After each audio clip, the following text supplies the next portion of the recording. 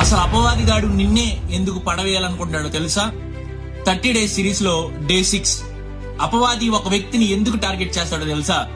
నీవు దేవుల్లో నిలబడితే వాడి సామ్రాజ్యం కూలిపోయింది కాబట్టి, నీవు నిలబడితే గొప్ప కార్యాలు జరుగుతాయని, నువ్వు నిలబడితే దేవుని పని కొరకు ఉపయోగపడతావని, నీవు నిలబడితే నీ వలన అనేకమైన శోర కార్యాలు జరుగుతాయని నిన్ను నిలబడకుండా చేస్తాడు.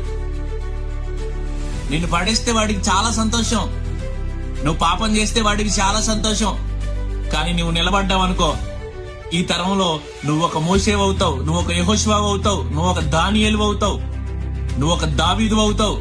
వాడు నీ మనసులో చెడు తలంపు పెట్టినప్పుడల్లా నువ్వు ఒక మాట గుర్తు చేసుకోవాలి, నేను ఈ చిన్న తప్పు చేయకుండా ఉంటే దేవుడు నా ద్వారా ఏదో జరిగిస్తాడు. నేను ఈ సందర్భంలో పడిపోకుండా ఉంటే నేను ప్రభు నామానికి మహిమ తెచ్చిన వాడిని అవుతాను, ప్రభు నామానికి జయము తెచ్చిన వాడిని అవుతాను అని అనుకొని దినదినము క్షణ క్షణము దేవుని సన్నిధిలో మన జీవితాన్ని, మన ప్రయాణాన్ని కొనసాగించాలి. ఒక మాట చెప్తున్నాను విను. ఆ దినాన యోసేపు పడిపోయి ఉంటే దేశానికి రాజు అయ్యేవాడు కాదు. సంసోను పడిపోయాడు కాబట్టే బందీ గృహంలో చేర్చబడ్డాడు. నీవు పడిపోకుండా నిలబడగలిగితే నీ ద్వారా దేవుడు శోర కార్యాలు జరిగిస్తాడు. యవనస్తులారా, మీరు బలవంతులు, అపవాదిని జయించి ఉన్నారు అని దేవుని వాక్యం సెలవిస్తుంది. ఆల్రెడీ దేవుడు మీలో ఆ బలం పెట్టాడు. నువ్వు నిలబడలేను అని అనుకుంటే అట్లే ఉండిపోతావు.